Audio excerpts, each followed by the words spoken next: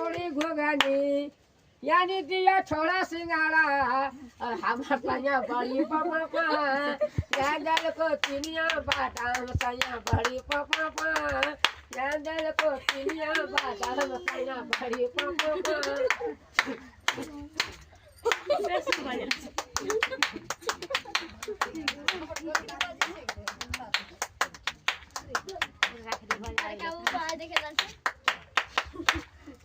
तोहरा कहलिए पापा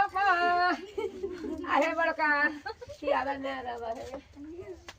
तोहरा कहलिए पापा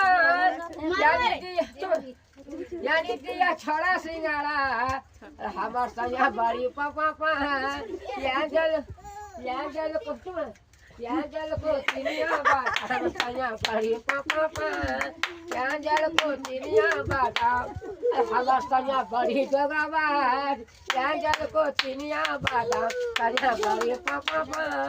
नहरा के सरिया में है